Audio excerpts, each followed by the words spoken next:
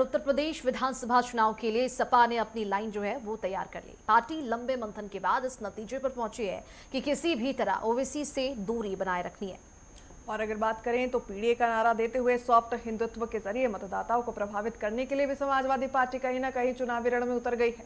इस दौरान एमवाई यानी मुस्लिम यादव समीकरण आधार होगा, लेकिन इसकी बात खुले में नहीं करी जा रही।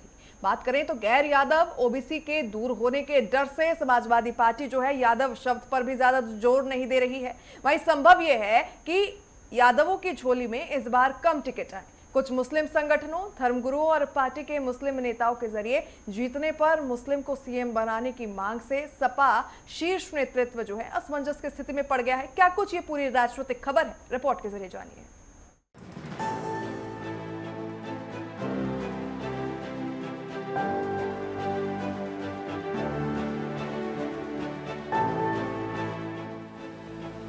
सपा ने विधानसभा चुनाव के लिए अपनी एक लाइन लेंथ तैयार कर ली है। पार्टी ने तय कर लिया है कि चुनाव में ओवैसी की पार्टी से किसी भी तरह का गठबंधन नहीं होगा। पिछले दिनों ओवैसी के कई बयान यूपी चुनाव को लेकर आए।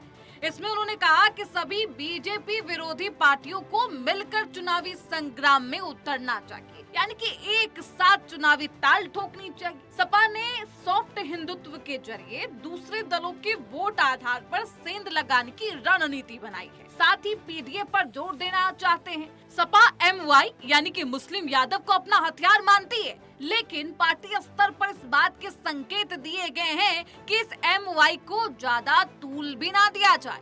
पार्टी मान कर चल रही है कि एमवाई का समर्थन तो मिलना ही है। दरअसल इस चुनाव में एआईएमआईएम के प्रमुख असदुद्दीन ओवैसी चुनाव को लेकर खासा रुझान दिखा रहे हैं। उन्होंने पहले गेंद सपा के पाले में ये कहकर डाल दी कि गठबंधन में मिलकर चुनावी संग्राम में उतरना चाहिए। साथ ही उन्होंने ये भी कहा कि मुस्लिम आबादी का वोट बैंक का इस्तेमाल होता है। विपक्षी गठबंधन सत्ता में आता है तो किसी मुस्लिम नेता को सीएम या फिर डिप्टी सीएम बनाना चाहिए। सपा के सामने यही पेच भारी है। सपा पूरी तरह अखिलेश यादव पर केंद्रित पार्टी है, इसलिए सपा किसी भी तरह यादव परिवार के अलावा सीएम बनाने की बात सोच नहीं सकती। यही नहीं, ओवैसी जिस तरह पश्चिम यूपी और पूर्वांचल की मुस्लिम बहुल सीटों की मांग कर रहे हैं, उसमें सपा के लिए सहमत होना संभव नहीं लग रहा, खासकर तब जबकि कांग्रेस के साथ ही अभी सीटों का काफी पेच फंसा है। साथ ही ओवैसी से निकटता में सपा के लिए सॉफ्ट हिंदुत्व की ओर जाना संभव भी नहीं दिख रहा। सपा की कोशिश सॉफ्ट हिंदुत्व की ओर जाने की है। वह केवल ओबीसी में केवल यादव प्रभाव के भरोसे नहीं रहना चाहते। उनकी नजर ओबीसी और गैर यादव वोटों पर है।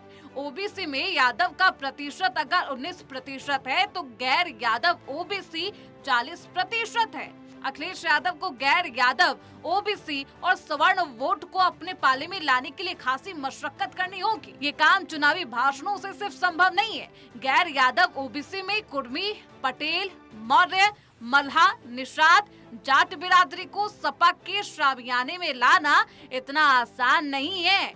बीजेपी के लिए ठीक ठाक व्यूह रचना कर रखी है। लाभार्थी वर्ग, ओबीसी नेता और एनडीए गठबंधन की पार्टियों के साथ बीजेपी का ये किला बेहद मजबूत है। इसी तरह सपा की कोशिश दलितों में गैर जाटव दलित को एक साथ साधने की है।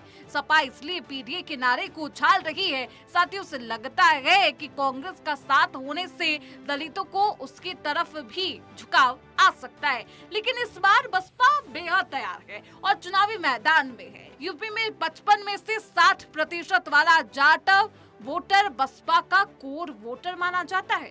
सपा 2024 के चुनाव नतीजों को दोहराना चाहती है। सपा की नीति कुछ सामान्य सीटों पर दलित प्रत्याशियों को उतारने की भी बन रही है, लेकिन पार्टी में इससे असंतोष भी है। सपा में टिकट बंटवारे को लेकर जो इच्छुक नेता हैं, कांग्रेस के साथ किसी भी स्तर पर कोई समझौता नहीं चाहते। गठबंधन में टिकट कटने की आशंका के चलते भी पार्टी हर पहलू पर मंथन कर रही है। Bureau report, network 10।